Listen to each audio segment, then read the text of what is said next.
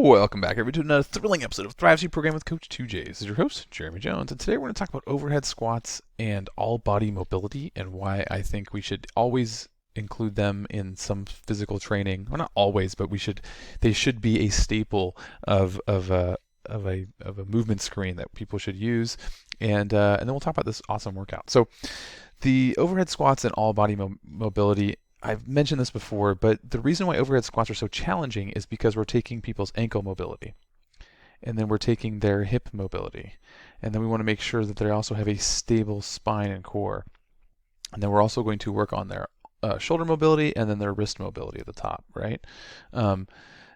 So we add all these things up, and then even looking from the front, we have the width of the arms come into play. And so when we basically take all of these inefficiencies and we stack them up. Now, one thing I will point out is that some people will, and I mentioned this stable core, is some people will hyperextend their lumbar to get this. And I was actually one of those people early on with a pretty flexible spine and doing a lot of bridging drills in wrestling and jiu-jitsu.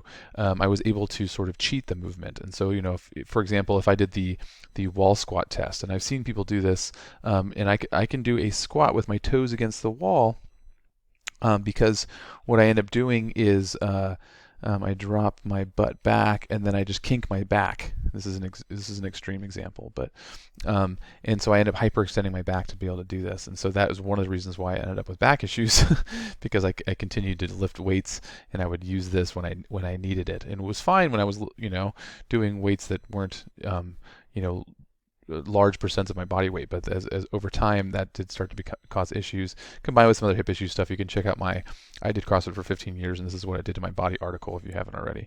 But so when you're doing overhead squats, make sure people are not hyperextending through their back. But that's one of the reasons why overhead squats are a great test. So even just having people do them with a PVC pipe can help. Now, you can't necessarily just look at someone and doing an overhead squat and know what their issue is going to be. If they struggle with an overhead squat, check out the FMS stuff. But you may have them stand on some plates, some coin plates or something like that. Put a spacer under their heel. You may have them. Does that help? And then we can say yes, it does. Well, then it's probably an ankle issue. If they hinge really far forward because it's unloaded, they can get away with it. But standing next to them, you can see that the PVC pipe center line is way past the midfoot. Well, then it's probably a hip issue. And then if they're trying to hyperextend their shoulders to get back, that's still a hip issue. Now, if they have a fairly mature squat, but then their shoulders are the issue, then we can diagnose that. But then there's also the wrists too, and so again, people who have wrist issues can't necessarily do these as well. So it's basically taking like I said, all of your mobility and sort of adding it up into one simple movement. And it's not that people need to be able to do an overhead squat to be healthy, but a healthy person should be able to do it, not necessarily with a significant load. And if they can't, that means that there's a chink in their armor, and we can use this as a way to diagnose issues and figure out, okay, what sort of things should we be working on with them? What kind of correctives can we do, and that sort of thing. So, I don't include them in metcons very often. It's one of the fewer types of squats that we do, but it still is a great movement, and people should understand the basics of it, and what makes it so good. And just in general, it's just a really good movement, right? When it can be done properly. All right, we got our warm up here. We're gonna do some shoulder activation, which is good because there's a lot of shoulders today. And then we're going to spend 10 minutes working up to a power snatch plus overhead squat or squat snatch plus one overhead squat. So we've got an extra squat in there. And again, this is really just a way to get people to use extra load. We did this earlier this week with squat cleans. We're doing it today with either the squat snatch or the power snatch plus two overhead squats. So we're going to screen people to find out, okay, how are they moving? What loads should they consider using? Should they just be doing a clean and a front squat variation? Should they be doing the overhead squat variation? Maybe they should use the single dumbbell overhead squat version or single dumbbell version. So it gives us a lot of time to experiment with people and get everyone dialed in. It's also going to fire up the nervous system. So when we lift heavier weights before we do the metcon, that tends to get a little bit more muscle fiber recruitment, more motor units firing, which makes the workout go a little bit better. And instead of you know, a lot of times people will do these complex movements great when they're fresh and it's a light load, and then you throw them into the for time part, and then the wheels fall off. So by having them go a little bit heavier, right? We want them to use a heavier load here in the skill practice warm-up. Before this, by having them go heavier, we can see where they start to break down, and then you kind of know what sort of coaching cues or what you need to be on them about. So your coaching eye is now dialed in. You've given them the coaching cue that you're going to give them in the metcon when they start to mess up, so they're cued up and they know what you mean. So you can just say one word and they get it, you know. And that's all done with the skill practice warm-ups. So that's another reason why we do it, why I like to, you know, especially with these complex movements, you know, sometimes I'll put it in a day or two or a week early, but then sometimes I like to do it on the same day. All right, so we've got the perfect drug, the perfect drug. It's the 9 Inch Nails song, I believe. I think that's the link to the video. So 20-minute AMRAP, 12 overhead squats every round, 16 toes to bar every round, 20 double unders, 12, 16, 40, 12, 16, 60. So the double unders are increasing.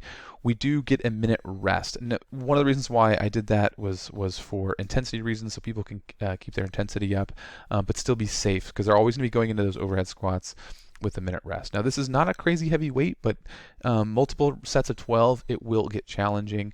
But again, I want people to be coming into it after that minute rest. Now, if they squat snatch a rep, that counts. So if they pick it up the bar and they squat snatch, that counts as a rep.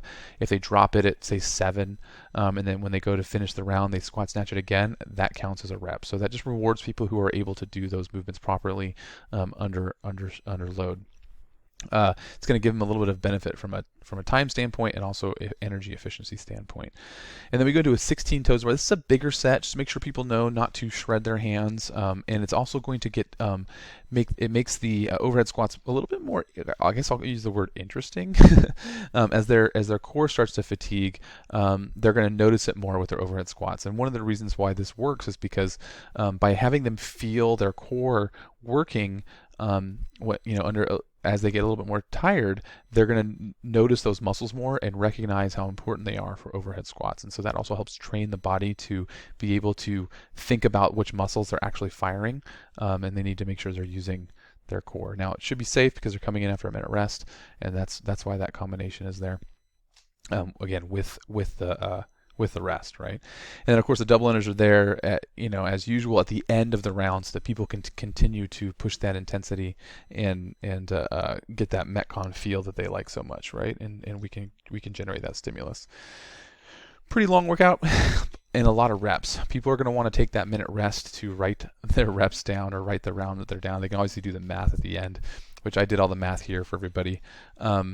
And you can see I went ahead and took it out to 7 rounds. So most people are getting up to about 588, but I went ahead and added the next one, so I'll have to do a little bit of math. Might be good to have people bust out their phones with their calculators on it and everything. Another thing too about the rest is, of course, people can start at a heavier load and then drop the load during the rest. It's always easier for people kind of mentally to be able to strip the bar or change the weights when there's a minute rest. They hate it when you make them do that and it's affecting their time. So that's another reason why the rest is a good tool. All right, that's it for today, guys. Thanks a lot, and thrive on.